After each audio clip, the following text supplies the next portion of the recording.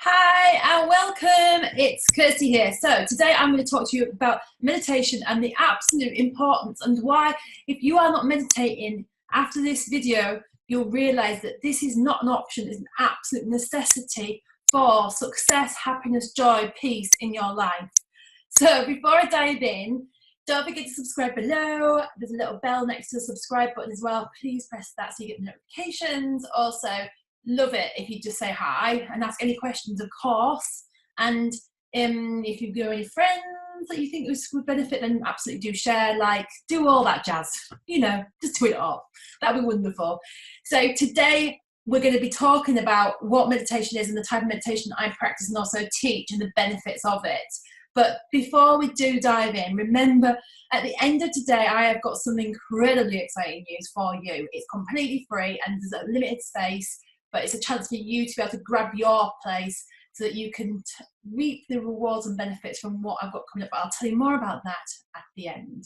So let's dive in. This show transforms your life from the inside out, because who doesn't want to live a fulfilling and happy life?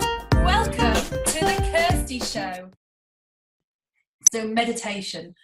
I had an absolute preconceived idea of meditation as being absolutely boring. I was like, no way, no way.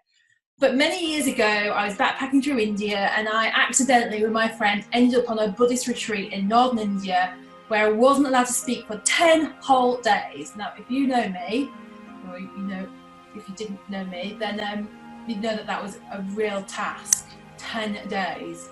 But anyway, it was interesting and I was in a different place in my life at that time, and it was my first taste of meditation, but it was really brutal because it was like sat up and, you know, cross-legged with like your hands doing this, but like 8 hours at a time, and it was hard. So as you can imagine, did I carry it on? No. I went straight from there to Goa and went partying. But anyway, that was 99. And since then, I have come across a different type of meditation called Ascension, which is what I want to talk to you about today. Ascension means to rise above the mind. And this, I have to say, has been the absolute opposite experience to when I did that retreat in India. It has been life-changing. And I'm not just saying that, I'm going to share with you why.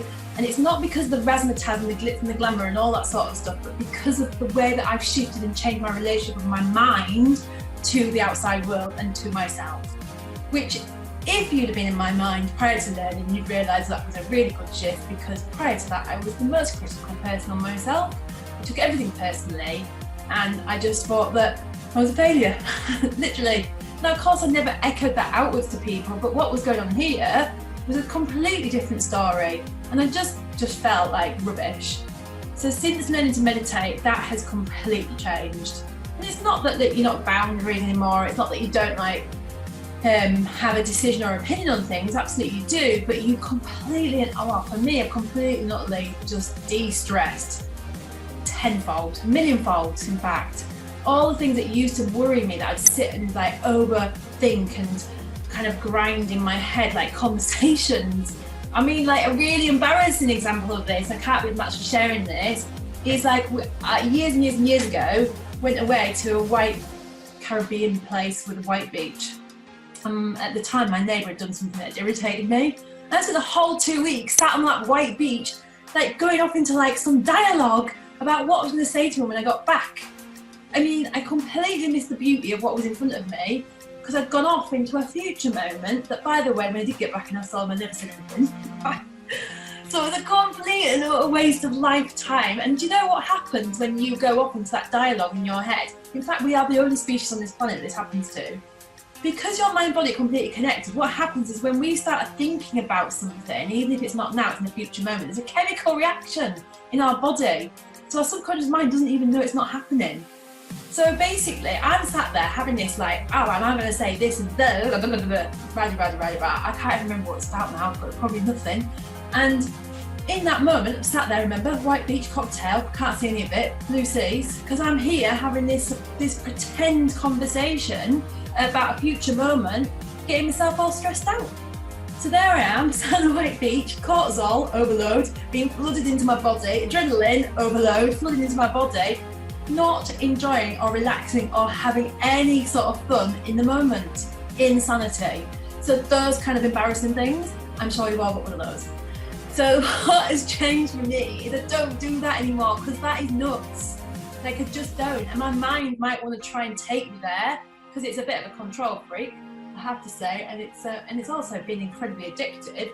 So what happened now is I've managed to change that relationship by having a technique to be able to, first of all, see it. Because until you become consciously aware of what you're doing, you can't change anything. So the big thing about meditation is, number one, is it starts to wake you up to your behaviours, and it starts to get you to kind of almost have that bit of distance, so you start to see what you've been identifying with. So wrapped up in a nutshell, a thought is literally either in the future, oh, what should I have a week on Monday for my dinner when my friend comes round? Or the past. Oh God, last week when I did this, I should have said that to that person, blah, blah, blah, blah, blah, right? So thoughts are never present. They're either in the future or the past. Supposedly, and I haven't done this myself, but there's lots of material on the internet about this, supposedly the average person has between 70,000 and 120,000 thoughts a day. A lot. Now, of course, a lot of them are happening in your subconscious, and what I mean by that is your mind is filtering a lot of it, so you're not literally you're not consciously aware of those thoughts, but you are experiencing a lot of thought. And every time that you leave to go off into a thought, oh, what shall I have when I meet my friend a week on Tuesday? That's a thought, that's fine. But if you go off and then start thinking about that, oh, I don't know, maybe I remember she said she liked this, or perhaps I could go to that shop and see if I can find that. Now suddenly you've gone off into what we call thinking, and you are gone. Like, you are just nowhere to be seen. Your body's here, but you are gone. You are literally just checked out, gone. So where have you gone? You've gone into a moment that's not now. A fictitious moment. It's kind of nuts, really, isn't it? A fictitious moment that's not now, that maybe won't even end up being like that. And I love this. Like, I heard this, I can't remember where I read it, but like worry is like literally using your imagination in a negative way. And I think, God, that's so true. Like, putting effort into a moment that hasn't happened, and then imagining, like I did with that crazy situation when I was on holiday, imagining what I'd say, what they'd say, how it ends, and if they said this, I'd say that. Just complete nuts. And imagining what the outcome would be just means that you check out of this moment. You miss, right? By the way, human potential, magic, like beauty, all that is not in the future or the past, it's right here. But most people are so busy in the future or the past, they miss it all. The problem with that is that guess where stress lives? It doesn't live here, so I'll give you a clue. It lives in the future or the past. It lives in this, in thought. And do you know what's so amazing about humans? Unlike any other species, we're the only species on this planet, right, that can think about something and bring on stress. So like, we can just think about an event or a person or a thing, or you know, imagine a future moment or a past thing and go over and think, oh, why didn't I say this or do that, or blah, blah, blah, blah, blah, blah, blah. And in that, because mind and body are connected, what happens is you produce a chemical reaction, which is called a neuropeptide, or, you know, basically something like cortisol or adrenaline. Floods your body. Your subconscious mind hasn't got a clue that it's not real. So your body's now in high alert, and all you're doing is sat down with a cup of tea, but you've gone off, you've checked out, you've gone into a future moment, you've left here. You've left this moment to go into a future moment that hasn't happened, and start to create something in your head that is so powerful, because your thoughts are so powerful, that you've now had a chemical reaction, and now guess what? You are actually physically feeling that experience. Don't do it. Simple, just don't. I spent a lifetime doing it, so I'm not gonna like have a go at you here, but like literally, once I realised there's another way of living, I could not believe it. I couldn't believe it. I just couldn't believe how much of my life I'd wasted worrying about something that never, ever, ever, ever, ever happened. Scared that I've upset people when they were completely and utterly blasé to what's gone on. Worried that I'd put my foot in it, or maybe people didn't like me, or they were judging me. It's just like insanity. Who cares if someone doesn't like you? Not everyone's gonna like you anyway, but I've got another video on judgment, so watch that. So let's come back to meditation. So I've got a little picture I want to draw you. There is a whiteboard. Now, can you see that? Yes. Right, so I'm going to just bring you to, I'm going to ask you a question actually. So this is, if you imagine a baby's mind. It's a bit of an odd shaped head, isn't it? But never mind. So a baby, when they're born, they are actually, when they're born, they're pretty, apart from like communicating through crying for food and love or warmth or whatever, which is good because they need to communicate somewhere. They are literally, if you look at them when they've got their eyes open and they're happy, they're completely and utterly present. I don't know if you've noticed that about a baby, but they're not off into a past thought. They're not off into a future thought. They're not thinking, oh my God, my past life was a right nightmare. They're not thinking, oh my God, this life, what am I going to be when I'm 30? They don't stress and worry about what's not here. They're just literally just there, Googling and gargling in the moment, just being completely and utterly content and present with right here, right now. So I'm going to represent that with a little infinity sign. So infinity sign is just literally what we call now. Just being here, happy, content, fulfilled. So what the heck happens, right? That was you, that was me once upon a time. What has happened since then? Well, we spend the first 7 years of our lives in what we call a theta state, which is literally a hypnotic imaginary state, which is why, you know, your kids are so great up into 7 to imagine lots of really wonderful things in a cardboard box. But the hypnotic part of it is that we're actually in a different place where our consciousness is a lower vibration so that we can start observing and learning how to fit into society. So some of the stuff we learn is absolutely fantastic, but a lot of it, questionable.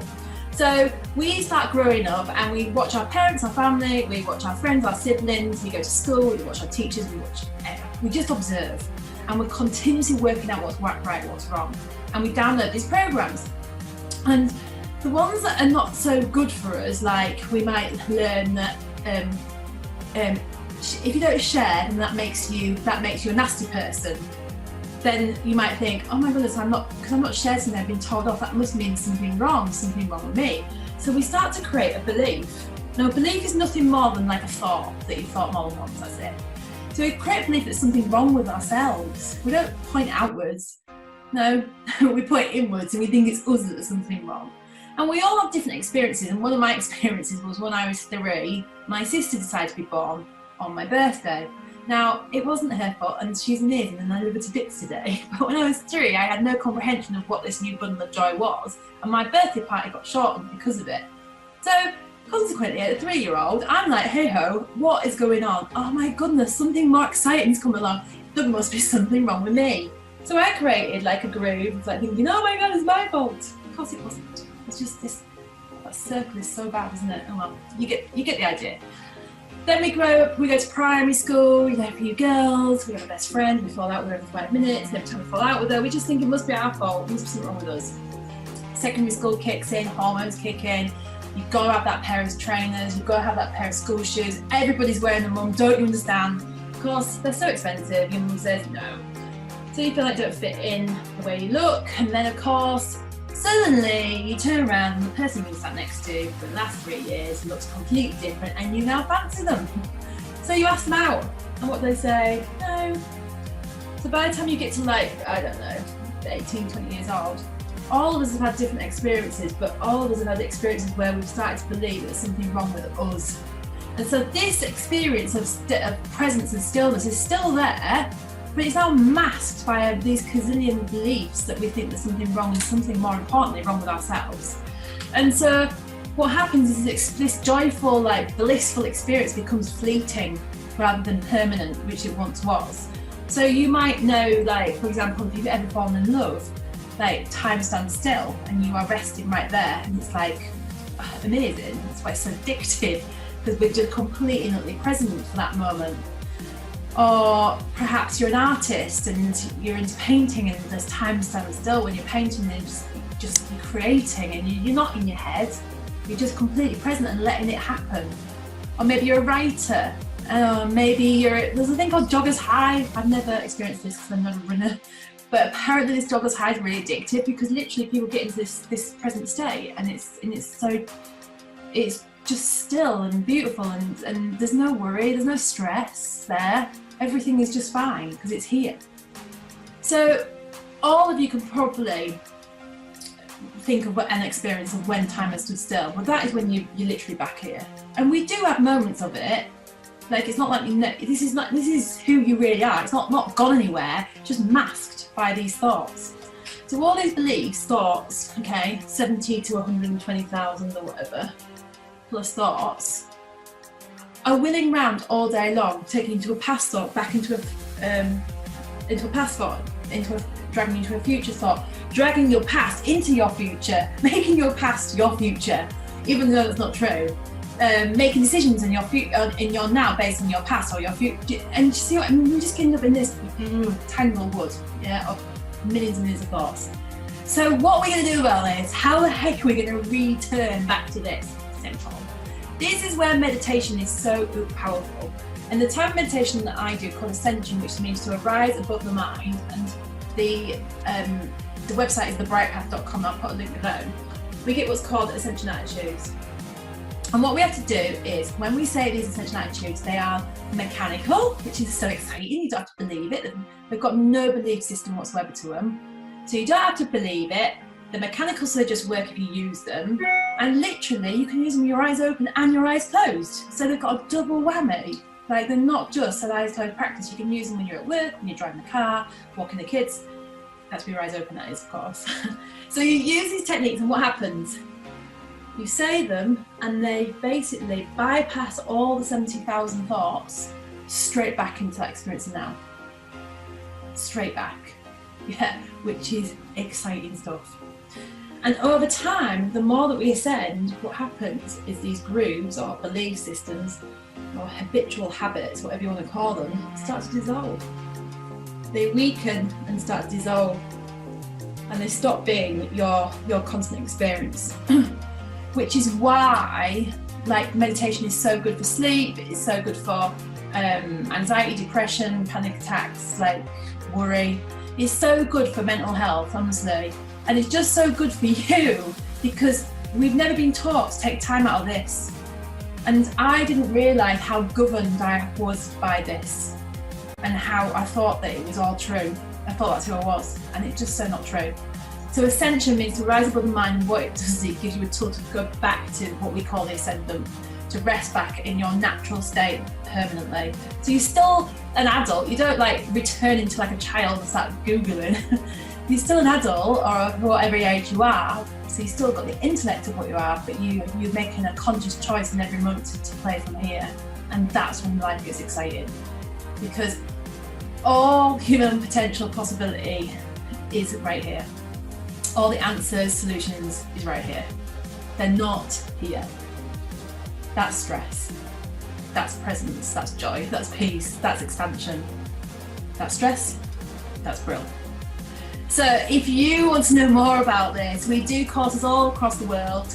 The website is brightpath.com. I'm going to put a link below. I am a teacher, but you don't have to be taught by myself. We also teach in twos. It's a fantastic, life-changing course. It's a weekend long, and then you become an advanced ascender. The community is global. There's lots of support. For me, it is a no-brainer, this, an absolute no-brainer. It's life-changing. So do go on to the website. But of course, if you've got any questions, this is like my favourite topic on the planet. So I'm happy to talk about it whenever. So do leave any messages below. Absolutely love to speak to you. Otherwise, have the most amazing day. And remember, do you know what? You are so worth living your life in full human potential. Oh, I haven't told you though, have I? About, right. So before we finish, I've got to tell you this exciting news. I've got 5 days, consecutive days of some free training. It is going to be over Facebook Live, an hour long, and it's all about the ultimate blueprint to dissolving anxiety and stress. Now, if you know anybody who you think would benefit from this, then absolutely do send the link. The link's below, fill your details in, and we'll get in contact with you and let you know when it's going to happen. It's a fabulous 5 days. There's going to be a live Q&A. Absolutely lovely to have you there. There's obviously limited seats, so do grab a seat ASAP. Otherwise, have a wonderful day. Don't forget to subscribe. Don't forget to say like or dislike, like hopefully. And of course, leave any comments, and I'll speak to you again soon.